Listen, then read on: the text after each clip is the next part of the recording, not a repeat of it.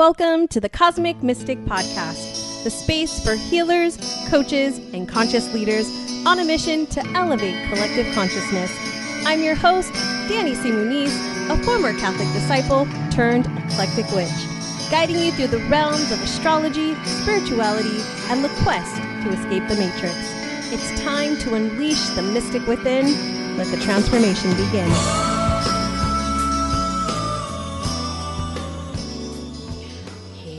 Hey, my friend, you are standing inside an infinite field of abundance right now. And the only thing deciding how much comes through is what you believe you're allowed to receive. My friend, that is what we are talking about in today's episode. Welcome back, my friend, to the Cosmic Mystic Podcast. Danie here. If we have not met, hello, welcome. Today we are going deep into one of my favorite universal laws. And this universal law, it runs through so many things.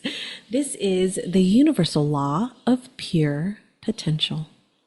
If you've ever felt like you're doing all the quote unquote right manifestation things, and yet you're still hitting a ceiling, well, my friend, this episode is for you, because that ceiling isn't out there somewhere.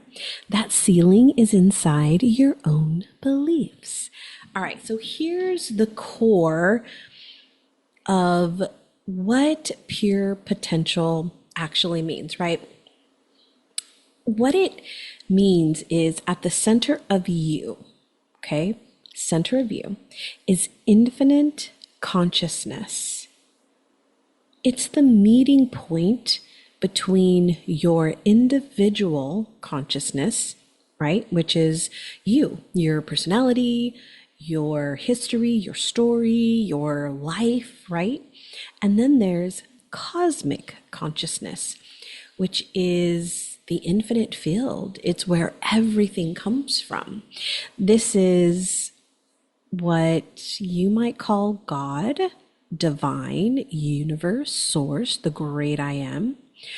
And I want you to think of it like this. Your individual consciousness is like a wave. The cosmic consciousness is the ocean.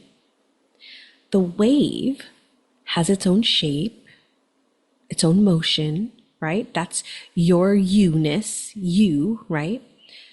The wave, though, I want you to think about this. I used to live in Southern California. I used to go to the beaches a lot growing up as a kid, especially in my 20s, and then just a whole different experience when I was in my 30s. And I would sit there and look at the ocean. It's the most calming thing you could ever do. And as many times as I have watched the ocean, from a little kid all the way up to the last visit we did here in my late 40s, that wave has never been separate from the ocean. Not for 1 second. The ocean is moving, which means the cosmic consciousness is moving through you. Now, all energy is pure potential until it's observed and given form. We learned this from the study that was done on the quantum observer effect. If you have not looked into that study, I highly recommend it. And it gives us this idea that we, as an observer, are directing the energy. We are causing it to change its form. It's not something that is out there waiting for you to get. Now, this was something that it took me a while to really understand this when I first kind of heard this, right? It's like, we don't go external, right? And I was like, okay, get that. What was hard for me to understand was I had these beliefs around hustle And a big one that's recently shown its lovely face to me is around I have to work hard. I have to work hard, right? That hustle mentality, even though like I've kind of let go of that hustle idea, I still have that belief running, or we should say had that belief running of you have to work hard, right? Like I have to prove, right? Prove it. I have to prove my worth. But here's the thing. The infinite, right, is already available. The infinite is already inside of me. That potential is already there, and it's ready to fill whatever shape we give it. Now, I want you to think about this. Like, you see a kid, or I've heard people say this, oh, they have so much potential. Like you see it within them. Maybe somebody told you that one day, like, oh, you have so much potential. Or you've seen people in your life and you're like, they have so much potential.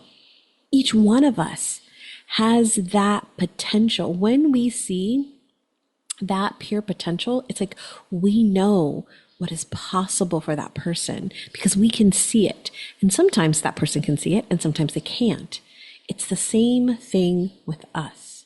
Now, this is the third pillar inside Sacred CEO. This is the third pillar of everything that I teach, which I call manifestation mastery. But what it really is learning to direct that energy, knowing that I have this pure potential inside of me.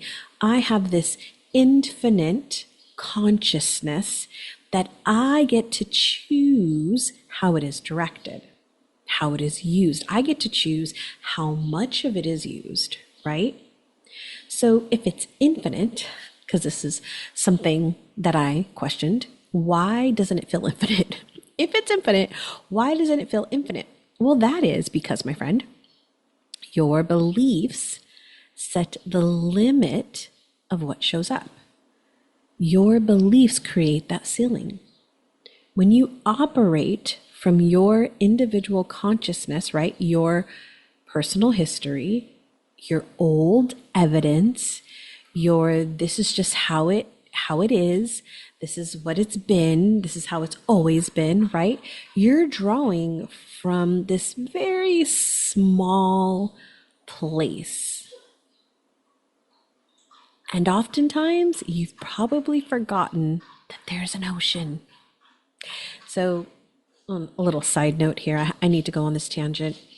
The concept of awakening should actually, I've been thinking about this because I've never really liked the term awakening, like, everything is awakening, like I've awakened or my awakening happened. There's all this like awakening. What it actually should be called is remembering.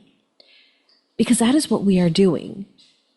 We are, I get the idea of like you're awakening, like we were asleep and now we're awakened, right? It's actually though, remembering. We are remembering who we are. When I started looking at universal law, when I started studying metaphysics, when I, started learning about this stuff, it became really clear to me that this wasn't information that only certain people are allowed to get, first off. The other thing is like, it wasn't information. Like, I think when I was thinking back in the day about, intuitive people and healers and channelers and things like that, I was like, there's people who are called. There are people who are called to do that. And to an extent, yes, right? Because you can be a channeler and be like, heck no, I do not want to do that for people, right? And yet, like, we all have that ability. Like, I thought like I had to have this certain thing in order to do it, right? And I want you to think of that. That could be anything, right? Maybe you're a business owner and maybe you're like, well, I can only have this type of a business, right? Or my business can only be this big, right? Or maybe it's in a relationship and like, oh, no. I can only have this type of person, right? Like I can only get to this. This is the only thing, right? You're limited, right? It's the same kind of idea. Your ability to have abundance, to have love, to have freedom, to have whatever it is that you want, my friend, is directly connected to your beliefs. That belief that you have about whatever it is saying how much of the infinite you are willing to let through. So if you can imagine with me for a second, you as a light body, right? And that light body as a child, right? When a baby is first born, there's so much potential, right? There's so much there. And it's just so, like, I think that's one of the things why people love babies, right? They're just it's so the innocence, the like purity, right? This is pure soul right here. This is the divine soul. And then what happens is we start to learn some things, right? Our environment dictates a lot of that, right? We can look at the nurture nature idea. We can look at the people who we lived with and what their consciousness believed and what they passed on to us, right? We all know this. That started to, in many ways, the way I look at it, it started to kind of like block that light. It started to limit the amount that was able to come through. I often have clients that will tell me like, well, when I was a kid, right, I used to do this, or when I was younger, right, when I was in my 20s, when I was, a young girl, or right, like this younger version of you had more light than this version of you now. You know why? Because you made some decisions. You took on some beliefs. You accepted some things as truth. And because of that, you've only let a little bit of that light come out. And so it's almost as if that I think of like your plumbing in your house, and when it starts to get like blocked, right? Okay, yes, I have like long, well, not long right now, but like thick curly hair. And so it's long-ish because it's going past my shoulders right now, which is kind of a stretch for me in recent years. Something about longer hair. I love it, but at the same hand, it's just a lot of work, right? It's a lot of work. So like it gets caught in the drain, right? And then it gets clogged and blah, blah, blah. And then there's only so much water that can go through. It's the same kind of idea, my friend. Our beliefs are limiting what is able to come through, how much light is able to come through, how much abundance is able to come through, how much joy, how much happiness, how much freedom, how much love, all of it, my friend, all of it. So let's get a little more practical, because you know me, I am a very practical person. It's like, okay, this is great. This is a good concept. I understand, Danie. Like, I'm limiting myself. Duh. Like, I know this. Great. Let's get a little bit more practical, because this runs through our entire life, all the areas of your life. Now, in Sacred CEO, we look at four areas of your life: your health and vitality, your business, career, and money, your relationships and love, your soul, purpose, and calling. So if we're looking at your health and vitality, your body, right? Your body is also energy, right? Waiting to be informed by belief. So the story that you tell yourself about your body, what it can and cannot do, is that same kind of ceiling. It's so interesting. I'm going to use my love here as an example. He has a hip issue that happened years in the making from his job back in LA. And he struggles with it. It's painful. They want him to have surgery. He does not want to do that. But he lives, right, with this pain, right? And if he walks too much, or he does too much, like with his hip or his legs or whatnot, it tends to stiffen up, and he gets in pain. And yet, when he takes a gummy, for example, he feels like he could run a mile. And he actually will like run through our house like no problem at all. No problem at all. Do you know why? Because that gummy has erased that belief that was limited. It opened up his consciousness. It expanded his consciousness so that he could actually do it. And so we've had many discussions around this because, this is what we do. And it's like, wait a minute. When my mind can do this, I can do this. I have that potential inside of me, right? To be able to run that mile. And yet, because, right, my mind has said, oh, that hurts. Oh, that's not okay. I don't do the thing. I don't think I can do the thing. But when that's cleared, I'm able to do it.